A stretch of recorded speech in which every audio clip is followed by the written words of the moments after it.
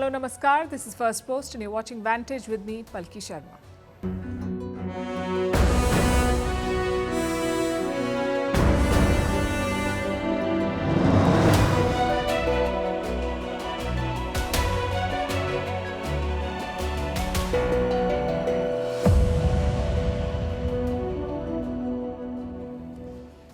We begin with the latest splash from China. A military command center, the world's biggest, 10 times bigger than the Pentagon, with nuclear bunkers to protect the elite in case of war. Why and where is China building this military city? And how is the world reacting? We'll tell you all about it. In India, the economic survey is out a day before the budget day. It's basically a blueprint and the government's assessment of the economy, the status, the priorities, the challenges, all of it. We'll bring you the top highlights. In the US, Donald Trump has found the villain for every problem. Wildfires, inflation, plane collisions, he blames all of it on diversity hirings in the government. Meanwhile, his pick for FBI chief is being grilled by lawmakers. Who is Kash Patel, the Gujarati American who said Jai Shri Krishna in the US Congress? Why Mark Zuckerberg is complaining about leaks after happily snooping on the world for years and leaking private data to advertisers. How the West has launched a witch hunt on China's DeepSeek. Who is the Indian astronaut who's been picked for the next mission to the International Space Station? How Congo is falling to the Rwanda-backed M23 rebels who are now set to march towards the capital. Why China is painting furry dogs as tigers in its zoos. And why the LVMH top boss says if you're fired, you're basically promoted outwards. We'll discuss that. The headlines first. In India, opposition leader Sonia Gandhi sparks a row. The Congress leader calls President Draupadi Murmu a poor thing. While referring to the president's address to the parliament, Prime Minister Narendra Modi calls Sonia Gandhi's comment an insult. The president's office says it was in poor taste. New Delhi raises the issue of 3 missing Indians with Iran. They had reportedly gone there for business purposes. The Indian government says they are in touch with the authorities in Iran. New Delhi has requested Tehran to locate the missing nationals and ensure their safety. Norway seizes a Russian crude ship over its suspected involvement in damaging a Baltic Sea cable. The Norwegian-owned ship was held at Latvia's request. The vessel's owner denies any wrongdoing. In recent months, countries around the Baltic Sea have been on edge after a string of undersea outages. Myanmar's junta extends the emergency by 6 months as it struggles to contain the armed resistance to its rule. 4 years ago, the junta seized power, triggering a civil war that has claimed thousands of lives. This move will delay elections in Myanmar, which cannot be held under a state of emergency. Chad's president welcomes the departure of French troops from the country. This marks the end of France's last foothold in the wider Sahel region. Chad became independent in 1960. Since then, French troops and aircraft had been stationed in the Central African country. And Sri Lanka records its highest deflation in 65 years. Consumer prices fall by 4% in January. It's the 5th consecutive month of deflation. The island nation is slowly emerging from its worst economic meltdown. At the height of the crisis in 2022, inflation hit nearly 70%.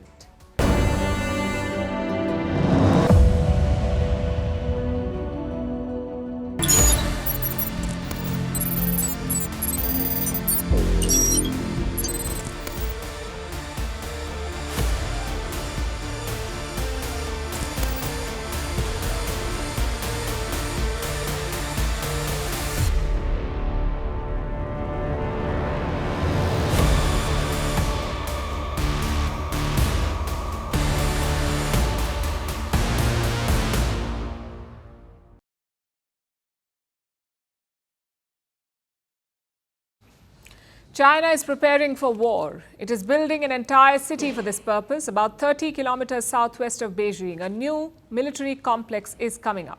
They're calling it the Beijing Military City. Construction is already underway, and like most things Chinese, the scale is dramatic. It's a massive facility, some 1,500 acres in size, that is 10 times bigger than the Pentagon. The Pentagon, as you would know, is the headquarters of the US Defense Department. It is effectively the American Defense Ministry. Going by some claims, the Pentagon is larger than 100 American football fields. And Beijing's military city will be 10 times bigger than that. So you can imagine the scale. This is said to be the world's largest military command center, and it's going to be an underground facility complete with large and hardened bunkers and deep underground tunneling. Heavily reinforced concrete is being used for construction. They say it will be a foolproof facility, one that can survive even a nuclear attack. China is making sure of that, of surviving nuclear attacks and strikes from powerful American weapons like the famous bunker buster munitions. So this facility would have everything that the Chinese military and its commander-in-chief Xi Jinping may need. He could practically run a war out of there. Observers agree with this assessment. They say this complex is set to become China's wartime command center. It can replace the existing Western Hills complex. That's a Cold War era facility. It is China's existing wartime headquarters. This one is near Beijing. So why does China want a bigger complex now? Because it wants to be seen as a major military power. It wants an office that fits the description. So construction began last year. Reports say there are 100 cranes working at the site, 100 cranes. There are warning signs around it. Photographs are not allowed here, nor can you fly drones near the site. Access to the area has been completely blocked. Checkpoints have been installed to restrict the movement of people. This is an area through which people used to go hiking. But now those routes have been shut. China has been actively trying to hide this project, but now it's all over the headlines, which should not be surprising. Because when you're building a facility that is 10 times bigger than the Pentagon, someone will eventually find out. This project, its size, scale and scope, reflects China's military ambitions. Beijing wants to challenge America's military might. China already has the world's biggest military, with the highest number of active military personnel. The PLA has 2 million active troops. It also commands the world's largest naval fleet. China is closing the gap in the air as well, with new 6th-generation fighter jets. It is also expanding its nuclear arsenal. Beijing is building more nukes. The US sees this as a growing threat. It predicts that China will have 1,500 warheads by 2035, which is the same number as the United States. And this new facility is part of those same military upgrades. It was a missing piece for the PLA. It will serve as a centralized hub with new and advanced command and control systems. Military operations can be coordinated from here, that too across different branches of the PLA, as well as the theater commands. More importantly, if there is a nuclear attack, this facility will protect China's leadership. Now, we don't know what kind of arrangement they already have in place for something like this, but nothing comes close to the size and scale of the Beijing military city. It is large enough to protect the entire command and control structure of the Chinese state. And it is China's rivalry with the United States that is driving this project. But India should not ignore this either. It cannot ignore China's rapid military advancements. Unlike the US, India's military challenge from China is more immediate. India shares a border with China, a disputed border which witnessed a military clash barely 5 years ago. India must take note of China's build-up and plan aggressive military upgrades. Perhaps tomorrow's budget will address this urgent need.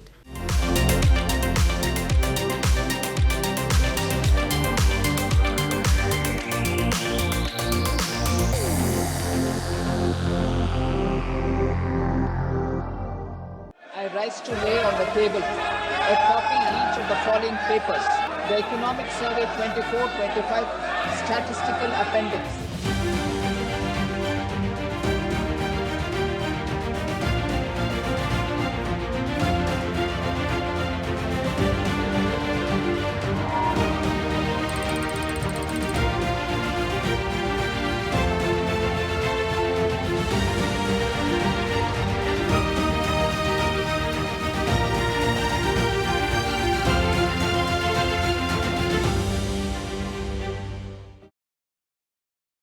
The budget fever has gripped India. Tomorrow is the first full budget of Modi 3.0, and it's a big one. We've got a protectionist Trump in the White House, an economic slowdown at home, and a middle class clamoring for tax cuts. But that's all for tomorrow. Today was about the economic survey. It's basically a document prepared by the finance ministry, sort of like a report card. It looks at your strengths, your weaknesses, your targets, and your achievements. Today, the 2025 economic survey was tabled in India's parliament. We are going to break it down for you with the top 10 highlights. Number 1, GDP projections and targets. Growth in the next fiscal year is expected to be between 6.3 and 6.8%. That's from April 2025 to March 2026. Let's put that number in context. We will likely end this fiscal year at 6.4%. The year before was 8.2%. The next year will be 6.3 to 6.8%. Is that enough for our current target? The answer is no. The government wants to turn India into a developed country by 2047. And for that, growth must be 8%.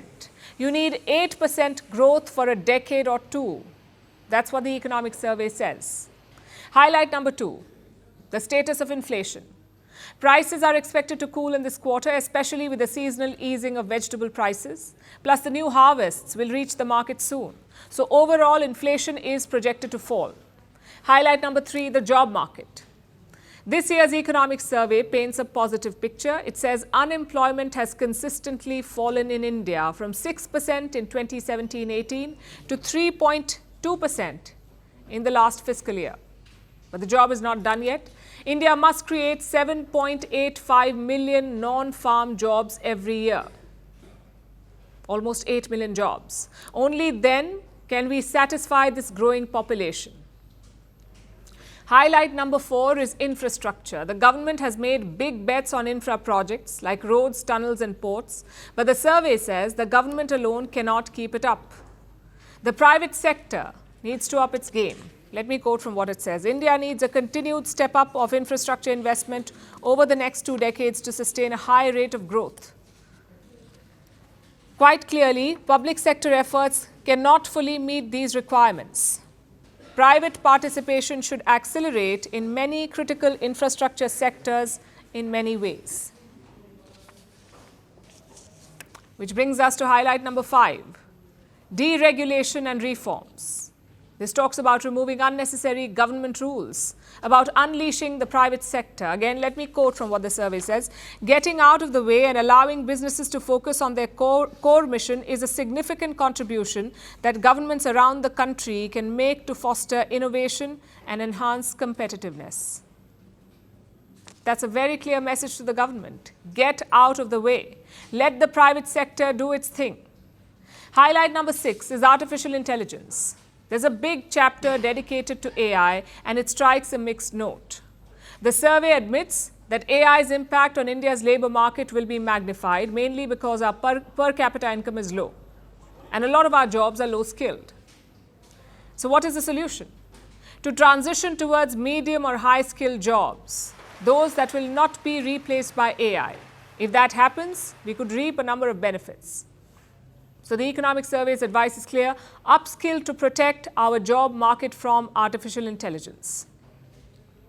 Highlight number 7 is wages and working hours. The survey says Indian corporate profits are at a 15-year high, but wages have lagged. They want this imbalance corrected. The survey gives the example of Japan after the Second World War, how their companies shared profits with workers. This balance is crucial to rapid growth. Equally important is working hours. A lot of industry titans have weighed in on this. They have called for 90 and 70 hours per week. But the Economic Survey of India has hit back. It says 60 hours is the ideal working time. Spending too much time at your desk can harm your mental health. It's a timely clarification by the government. Next is highlight number 8, a war on junk food. The survey has proposed a higher tax on ultra-processed junk food or food items, sort of like a health tax. This would make things like fries or ice creams more expensive. The idea is to discourage their consumption. It also wants strict rules on labeling. Right now, a lot of ultra-processed foods are mislabeled. I'll give you some examples. Sugar-packed cereals are often labeled as healthy breakfast. Even children's drinks are labeled as healthy, though most of them are packed with sugar. The goal is to crack down on that, to make sure that people know what they are eating. Now we come to the last 2 highlights. Both of these cover India's external challenges. Highlight number 9 is China. Last year's economic survey was optimistic on China. It called for more Chinese investments in India. But this time, it's more of a warning.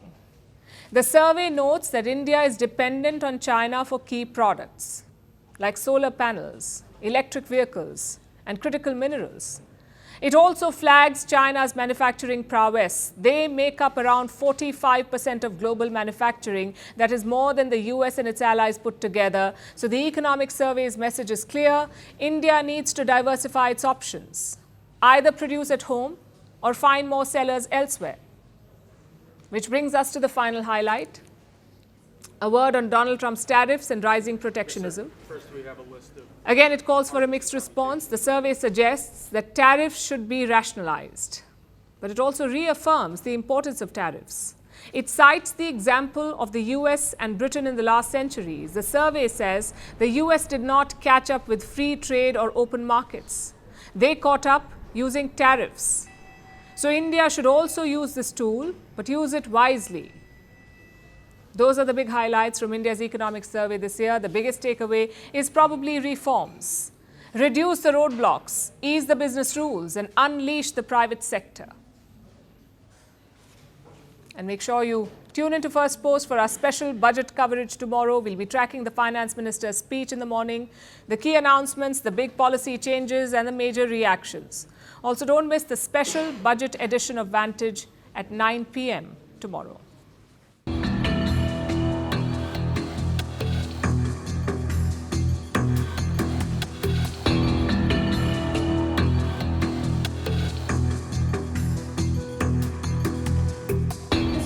To be clear, are you saying race or gender played a role in this tragedy? It may have, I don't know. Incompetence might have played a role. Well,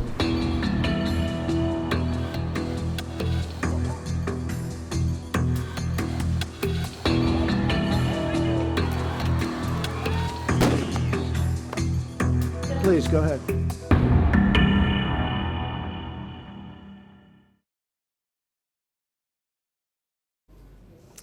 The US is still reeling from Wednesday's tragedy, a mid-air collision in Washington, D.C.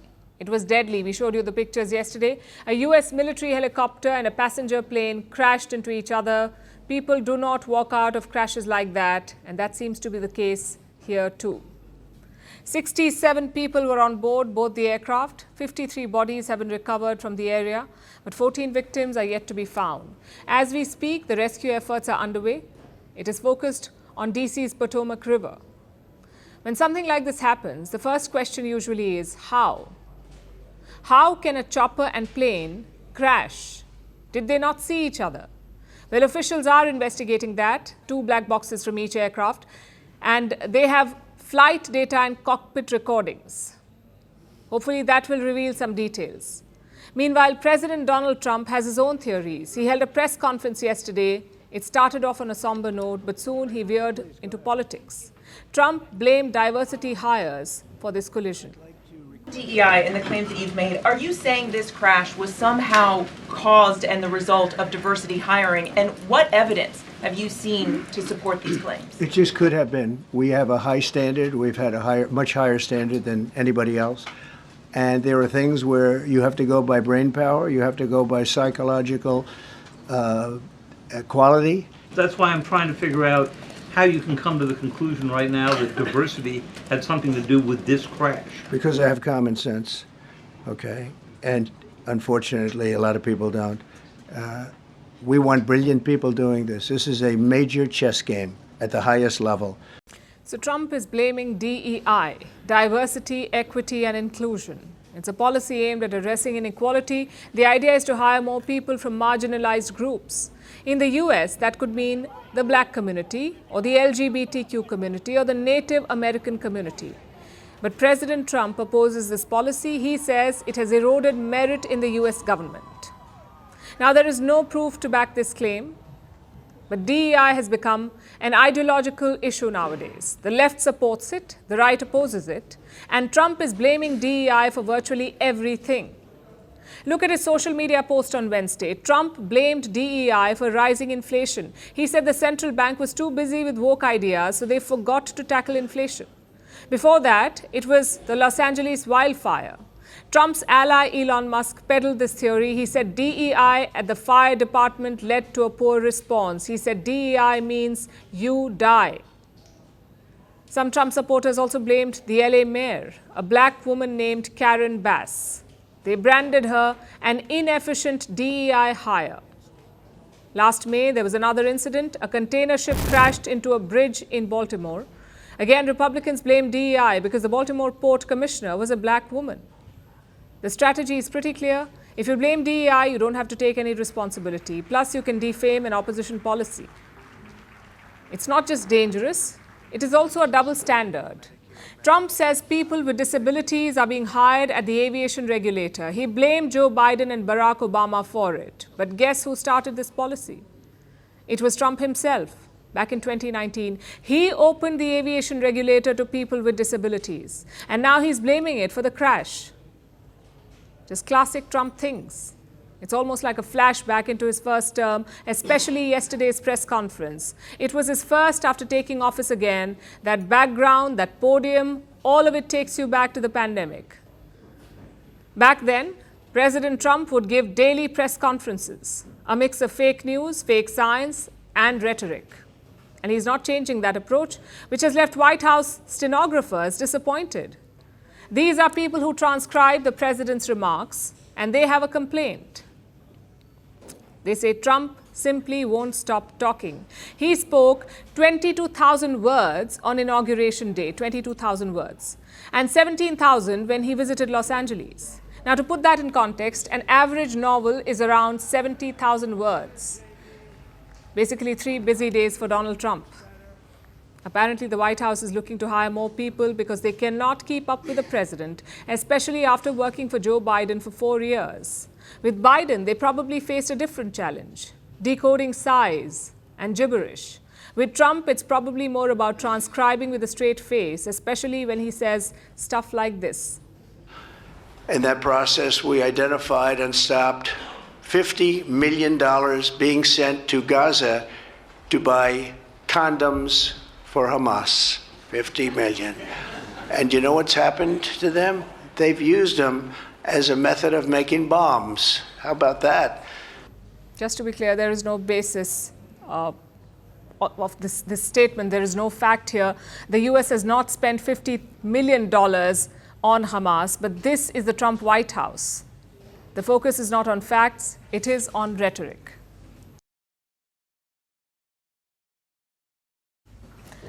Now let's talk about Kash Patel, the Indian American who could be the next FBI chief.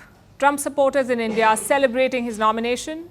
Patel himself highlighted his Indian roots yesterday during his confirmation hearing. He greeted his parents in Gujarati and said Jai Shri Krishna. Democrats, however, were not impressed. They oppose Patel's nomination. They see him as a conspiracy theorist and a Trump loyalist. They believe he will use his position to target Trump's political rivals. Patel himself has published a list of 60 enemies. That's what he calls them, enemies. He has singled out what he calls members of the deep state. Kash Patel says they deserve to be punished. Many of these so-called enemies are those who investigated Trump's actions during his last term in office. Will this affect Kash Patel's confirmation?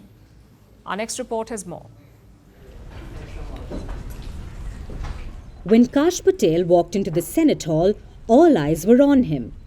And that was no surprise. His reputation precedes him. Kash Patel is a son of Indian immigrants. He's a lawyer by training and a former government prosecutor. Patel rose to prominence during Trump's first term. He was a key advisor to the current president and a trusted figure. Now, as a reward for his loyalty, Trump has picked him to lead the FBI. To get the job, Patel needs to be confirmed by American lawmakers, which brings us to the hearing. As Patel faced questions from the lawmakers, his family was there rooting for him. I'd like to welcome my father, Pramod, and my mother, Anjana, who are sitting here today. They traveled here to get here from India. My sister's also here, Nisha. She also traversed the oceans just to be with me here today. It means the world that you guys are here. Jai Shri Krishna. The Democrats grilled Patel in the most aggressive fashion. You understand what I'm asking you. Can you say the words, Joe Biden won the 2020 election? Joe Biden was the president of the United States. You understand this? There's a difference. I can say the words, Donald Trump won. I don't like to say it, but I must say it. And you cannot say that Joe Biden won the election. Both of their elections were certified, and they are both, one was and one now is president. Okay. Patel couldn't have been more direct, but his responses weren't good enough for the Democrats. They have reasons to cast doubts. Kash Patel has a history of pushing conspiracy theories. He's supposed to be leading the FBI. In the past, he has called the agency's top brass crooks and gangsters. In his memoir, Government Gangster, he's proposed firing these officials. His book features a so-called enemies list. It has 60 names, which includes former President Joe Biden, former Attorney General Merrick Garland, and former National Security Advisor John Bolton. Patel has called them members of the deep state. This book, Government Gangsters, I urge all of you to read before you cast a vote for this gentleman. Mr. Patel has published at the back of this book a list of 60 people whom he calls, quote, members of the deep state. 60. The Democrats say Patel will go after these so-called enemies once he's director of the FBI. But he says he won't pursue politically motivated cases. Due process must be provided without bias to all Americans. And if we cannot provide due process to the worst, then there can be no due process for anyone. And our constitutional republic fails. Kash Patel was also grilled over the January 6th insurrection and Trump's decision to pardon 1,600 rioters. In the past, Patel has supported these rioters by calling them political prisoners and even raising funds for them. Was President Donald Trump wrong to give blanket clemency to the January 6 defendants? I do not agree with the commutation of any sentence of any individual who committed violence against law enforcement. So do you think that America is safer because these 1,600 people have been given an opportunity to come out of serving their sentences and live in our communities again? Senator, I have not looked at all 1,600 individual cases. I have always advocated for imprisoning those that cause harm to our law enforcement and civilian communities. However, during the hearing, Patel appeared to shift his position. The heated exchanges make for good political drama, but they are unlikely to derail Patel's confirmation. The Democrats are in minority in the Senate, and the Republicans haven't opposed his nomination. For now, it looks like Patel's confirmation is all but certain.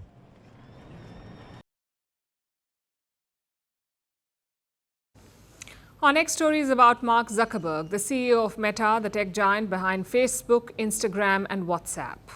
This is a man who's built an empire on knowing everything about you, your favorite food, your high school crush, the exact moment you're tempted to impulse shop. Zuckerberg knows all of it. He commands the world's biggest personal data harvesting machine, and yet suddenly he cares about privacy.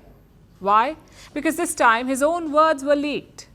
On Thursday, Mark Zuckerberg held Meta's first all-hands meeting of 2025.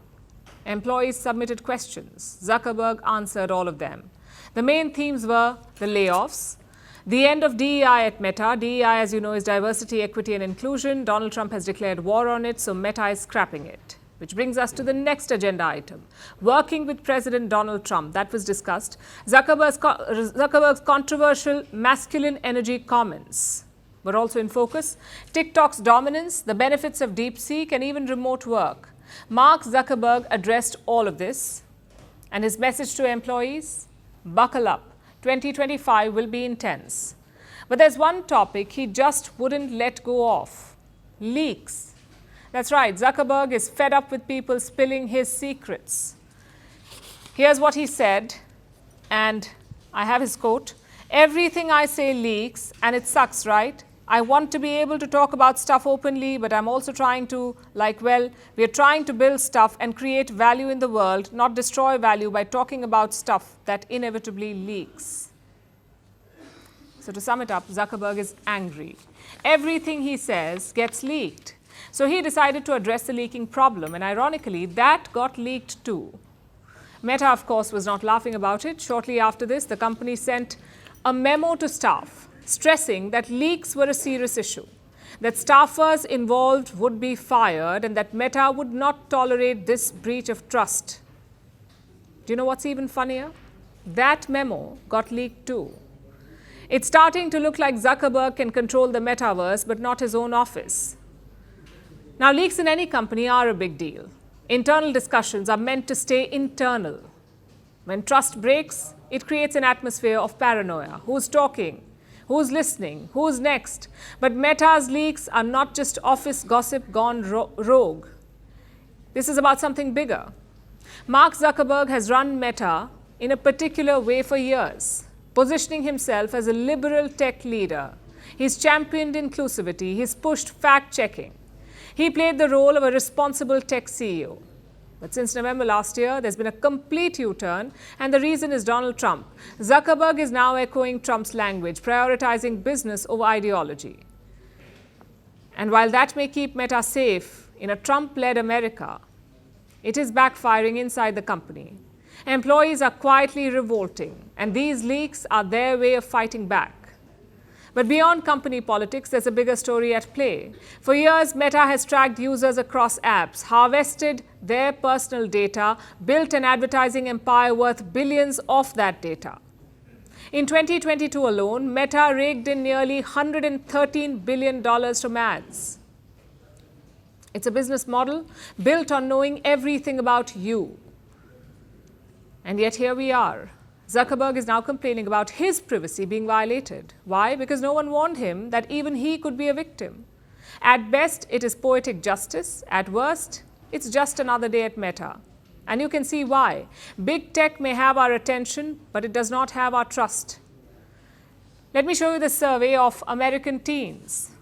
Nearly 50% say they do not trust big tech, companies like Google, Meta, TikTok.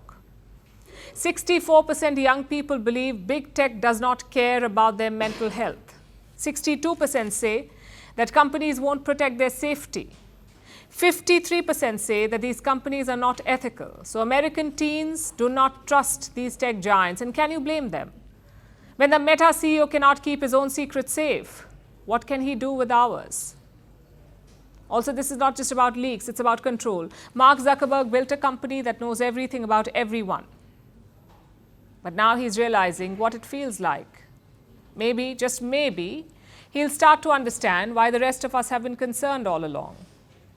But if history has taught us anything, don't hold your breath.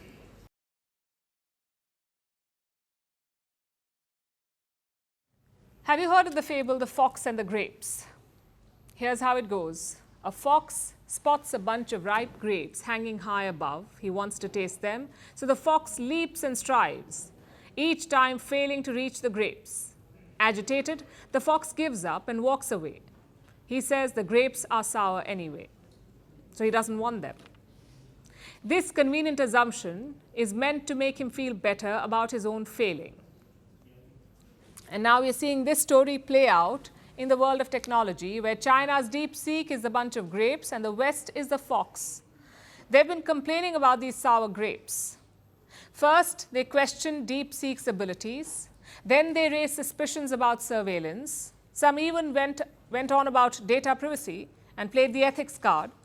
But now the fox's true intentions are out. He doesn't just want to get the grapes, he wants to squash them. The West wants DeepSeek out of the picture, and they've closed ranks to achieve it.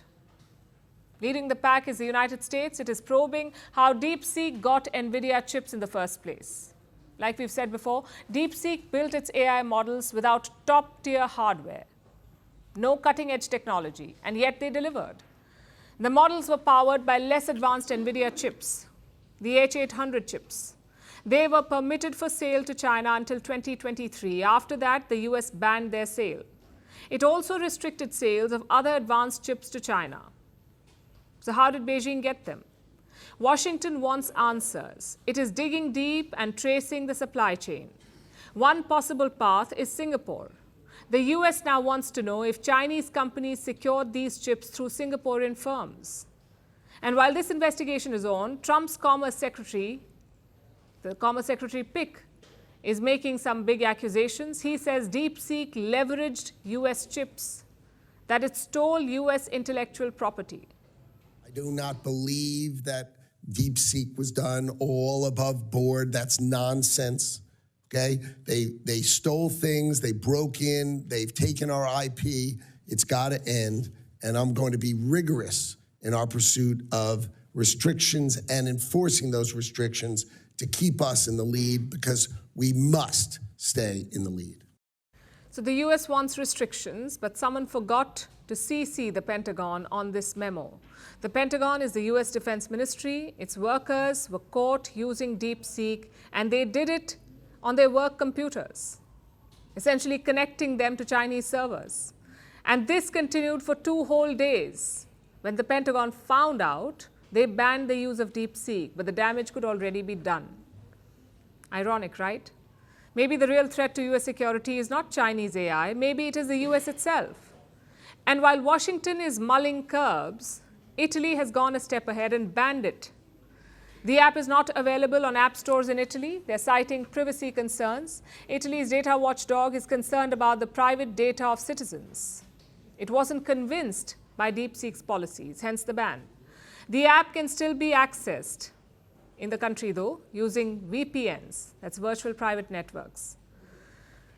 Now, other countries are also raising the alarm, the likes of South Korea and Ireland. They want to question the Chinese company on user data. Australia's science minister also raised privacy concerns, so the knives are out. But let's get one thing straight. This is not about privacy. This is not about protecting user data. This is about protecting Western tech supremacy. Because if they care so much about user privacy, how come American big tech is still collecting user data? How are their social media platforms still tracking people? How were Western AI models allowed to scrape every corner of the web to train their systems? Where was the scrutiny then? So this whole spiel about privacy is just an excuse. This essentially is about control.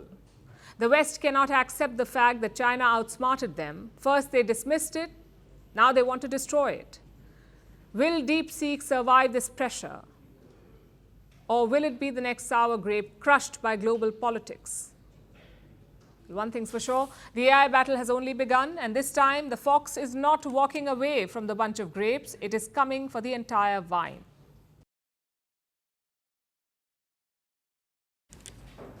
Our next story is about space, the final frontier. It's a place India hopes to send its own astronauts to with the upcoming Gaganyaan missions. But before that, one of the Gaganyaan crew members is making a test run. On board an American mission to the ISS, the International Space Station, Group Captain Shubhanshu Shukla from the Indian Air Force has been shortlisted. He has been chosen to pilot a private space mission. Group Captain Shukla will become just the second Indian in space, 41 years after this feat was first achieved. Here's our report. This is Group Captain Shubhanshu Shukla. He's an active service member of the Indian Air Force. He is a test pilot with over 2,000 flight hours and experience piloting everything from a Su-30 MKI to Jaguar bombers and even the AN-32 military transport craft. Group Captain Shukla has flown them all. But his next flight will still be a unique experience because he has been chosen to pilot a rocket ship. Group Captain Shukla will be the pilot for an upcoming mission to the International Space Station. He was tapped by the Indian Space Research Organisation, ISRO, back in 2019, along with Group Captain Prashant Balakrishnan Nair, Group Captain Angad Pratap, and Group Captain Ajit Krishnan. These 4 IAF pilots were chosen for India's own manned space mission, the Gaganyaan 4, which is scheduled for no sooner than 2026. There's still at least a year left for that, so India wanted the Gaganyaan crew to get some additional experience in the meantime. That's why ISRO picked Group Captain Shukla for an American space mission. He's being sponsored by the Indian government. It's almost a warm-up before India's own manned space enterprise. Group Captain Shukla will go to space sometime this spring, alongside 3 other astronauts. The mission is being carried out by Axiom. It's an American private space company. This will be their 4th private space flight to the International Space Station. Axiom will use a SpaceX Crew Dragon spacecraft to transport the astronauts.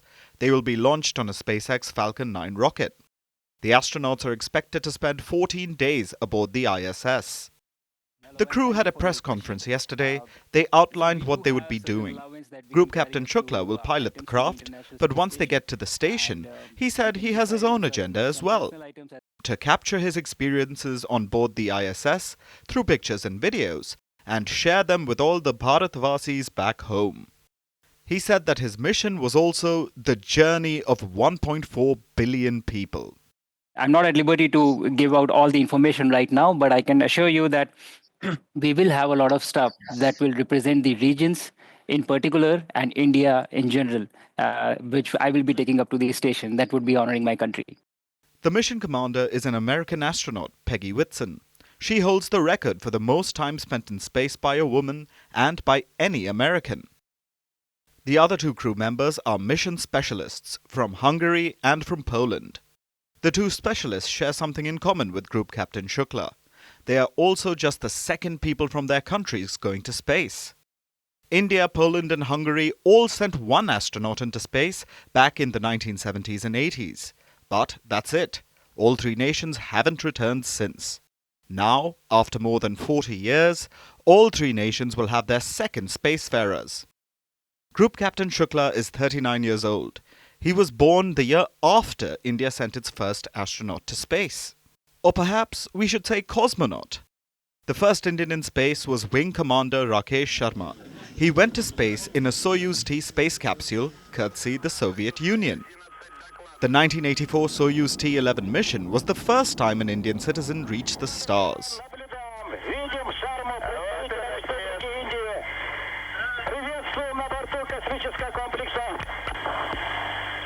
Wing Commander Sharma is still involved with India's space endeavours. He's in touch with Group Captain Shukla, who regards him as a mentor. After this, India will have the Gaganyaan missions, hopefully paving the way for even more Indians in space.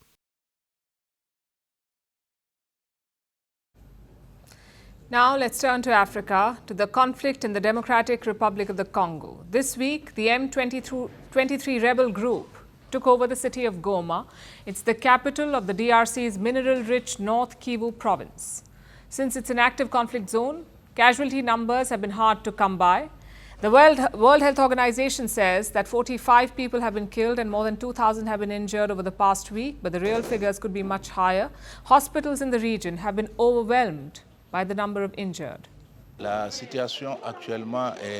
current situation is chaotic. In 3 days, we have received more than 400 injured people. From January to today, we have more than 1,000 injured. For a hospital with an initial capacity of 146 beds, we currently have more than 200 injured in hospital.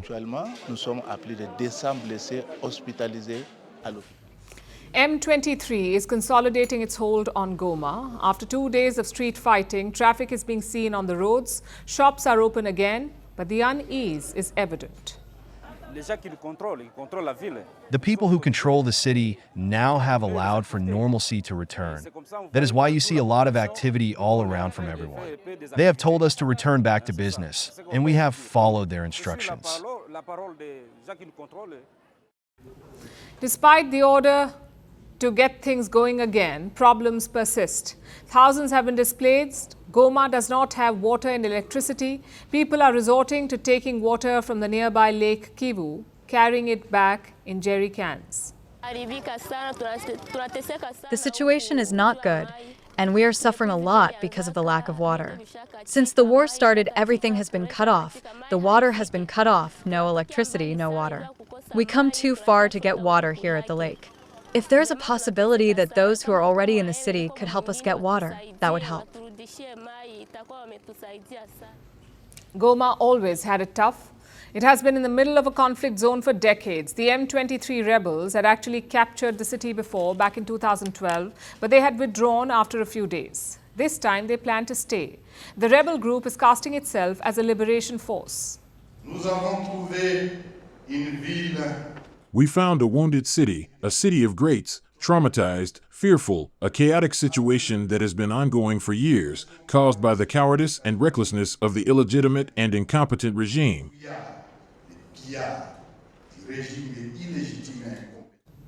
That is the leader of the Congo Rebel Alliance. It's an umbrella group comprising a number of militant factions. This includes the M23. The leader you just saw, he's a former DRC election commissioner. I'm not joking. He actually certified the elections in the country back in 2018. Now he has taken command of a militant alliance, fighting against a man he once certified as president. The M23 rebels call President Felix Tshisekedi illegitimate and incompetent. And they're threatening to oust him by marching all the way to the country's capital, Kinshasa. We are here in Goma to stay as Congolese and to protect the population against threats. We will continue the march of liberation all the way to Kinshasa. But Tshisekedi is not backing down. He made a defiant speech on Wednesday and called for a massive military mobilization. His speech seems to have inspired thousands in the DRC. These are the visuals coming in from Bukavu. It's a city near Goma in the neighboring South Kivu province. Bukavu is reportedly the next major target for the M23 rebels, but locals there are lining up to enlist in the military and fight against the rebel group. We will use all the means at our disposal, all the resources we have, to end this war. It will be long, but we will win, rain or shine. I believe the enemy, Rwanda, and its allies, will be too small for their big shoes because we are starting now, right now. We are starting the mobilization and we are calling on the entire Congolese population, all the young citizens who follow us now, whether in Europe, in America, to join this mobilization. As you just heard, they consider Rwanda their real enemy. Rwanda neighbors the DRC. It is just across from the North and South Kivu provinces, and the country is accused of backing the M23 rebels. Rwanda has always denied this, but most nations are directly talking to Rwanda's president, Paul Kagame. They want him to call off the M23 rebels. The latest leader to wade into the issue is South Africa's president, Cyril Ramaphosa.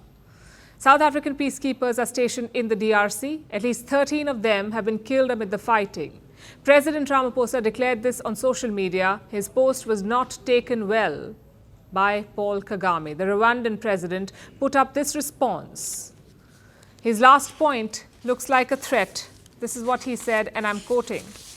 If South Africa wants to contribute to peaceful solutions, that is well and good, but South Africa is in no position to take on the role of a peacekeeper, peacemaker or mediator. And if South Africa prefers confrontation, Rwanda will deal with the matter in that context any day. The DRC conflict is on the verge of escalating and potentially spilling over. In fact, this has happened before. The DRC was the stage for the Second Congo War in the late 1990s. It was also known as Africa's World War.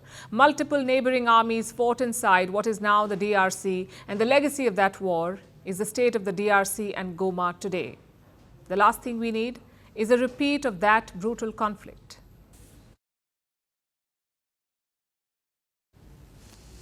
No one does counterfeits like China. You can find cheap copies of almost anything, even the things that should probably not be copied, like animals. But a Chinese zoo has done just that. They have made counterfeits of tigers. Do you know how? By painting furry dogs orange and giving them stripes. So instead of hearing a roar, zoo goers will have to settle for a bark. It is outrageous for barking out loud. But this is not the first instance of its kind. Here's a report. A tiger does not father a dog. This is a famous Chinese idiom. And recently it got a new twist, thanks to a rough sell, pardon the pun. Because maybe, just maybe, a dog can be a tiger. At least that's what a zoo in China's Taizhou city believes. It painted 2 dogs orange with black stripes and presented them as tigers. And now it has run into controversy. A video of the animals has gone viral on Chinese social media. It has sparked massive outrage because people can tell that the animals are obviously not tigers. They are chow chows, the furry Spitz breed that is native to China. These dogs are supposed to be white, but instead they are sporting the animal print.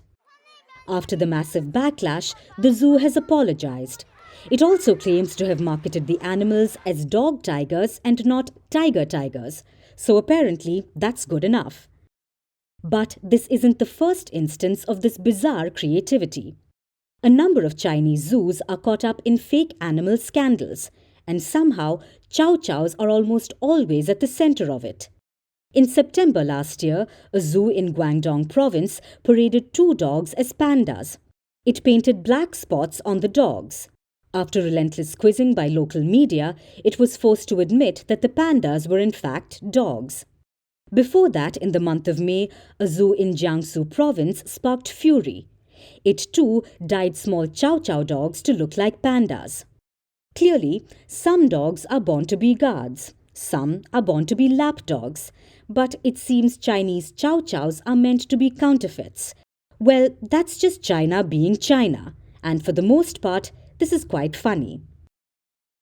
But at the same time, it also raises concerns. The zoos embroiled in scandals have made all kinds of claims. They say that they resort to such measures because they don't have actual zoo-like animals for visitors to see. They also claim that the animals are dyed in a humane way. But animal rights groups have slammed the zoos, accusing them of animal cruelty for selfish reasons. As per reports, the zoos shave the dog's fur and dye the skin to turn the chow chows into fake pandas. Then these dogs are forced to be caged quite literally. Rights groups say that this animal cruelty is as black and white as a panda. But guess that's the price you have to pay in China, whether with artificial intelligence or with zoo animals. A tiger may not change its stripes, but all the non-tigers have to just paint them on.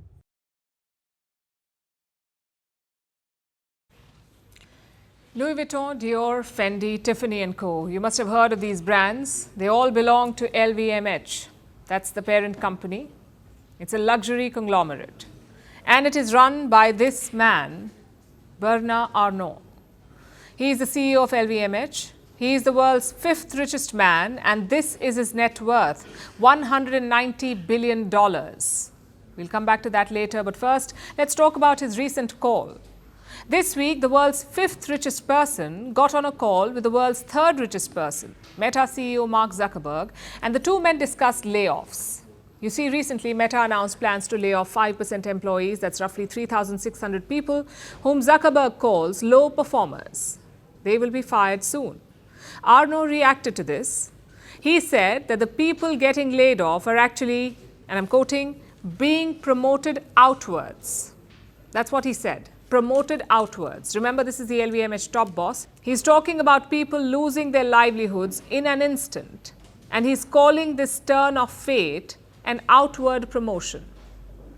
What a way to make up a silver lining. This is not only cringy and infuriating, this is a case of gaslighting. And it's so out of touch. Every worker knows this. Yes, layoffs are an occupational hazard, but they're also among the most challenging life experiences. Studies show that they can cause more psychological stress than divorce. They can cause physical health issues. They can change family dynamics. They can alter your sense of self. Yes, layoffs affect different workers differently, but they can upend your life. And one thing can make it even worse. When a top boss, the world's fifth richest man, calls it an outward promotion. Like I said, it is cringy. But this is not just about Bernard Arnault or LVMH. We saw this with Salesforce as well, when the company laid off 8,000 staff, but their CEO took a 10-day trip to French Polynesia. He called it a digital detox. We saw this with Twitter too. It fired employees in the middle of the night by signing them out of company accounts. And who could forget Better.com CEO laying off 900 people over Zoom? These are different experiences, but they have something in common. They're all tone deaf. And you don't expect this from the business elite. Now, obviously, hashtag not all CEOs. And we get that being the boss is not easy. You have to take tough calls. You have to fire people. And this is a tricky area. There is no good way to tell someone that they are being let go. So there is a huge scope for faux pas. And this scope only increases as the disconnect grows. Bosses have always made more money than workers, But this gap between CEOs and employees is growing dramatically. In the US, top CEOs make about 200 times the salary of an average employee. In the UK, top executives earned more in the first week of this year than their average worker will all year. In India, the pay for IT CEOs has soared 160% in the last 5 years, while that of a fresher has risen by just 4%. And coming back to Arno, even if you make $10,000 a week, you would have to work every week for more than 1/3 of a million years to come close to his net worth of $190 billion. That's about the same time since before Homo sapiens first emerged in Africa. So we get the disconnect.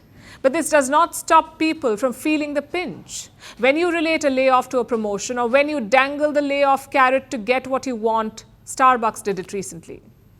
It wanted to end work from home, so it warned employees, return to office or risk being fired. But their CEO doesn't have to. He doesn't have to return. He lives 14 hours away from the headquarters. He has a private jet given by the company for when he wants to show up in office. And he earns a base salary of $1.6 million. So if someone can survive a layoff for not showing up, it is him. But he doesn't have to worry about it. And that's exactly my point. CEOs live by different rules, by different standards. And you could say they deserve it. Of course, they've worked for it. They run massive companies, but their offices are not ghost towns. Layoffs impact company sentiment, and a company depends on employee performance. This performance improves by keeping employees happy. Even an intern would know that. Happy, secure employees are profitable for companies, so it makes economic sense to handle layoffs with care. It also makes common sense. It is bad enough that companies call workers resources. But you cannot forget that they are human. Even if you cannot relate to a worker living paycheck to paycheck, you can have genuine human empathy for them while you're demanding work from them, and more so when you're letting them go.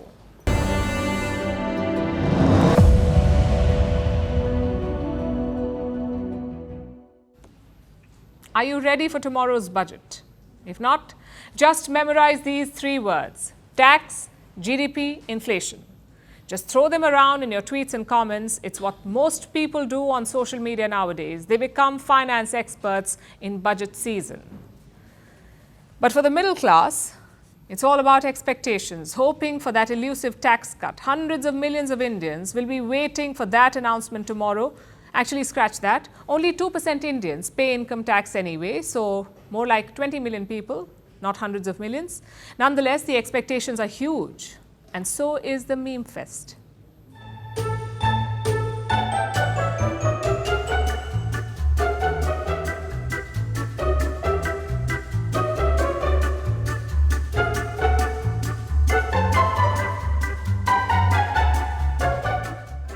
पोपट पे पोपट, पोपट पे पोपट, सब जगह मेरा पोपट हो रहा है।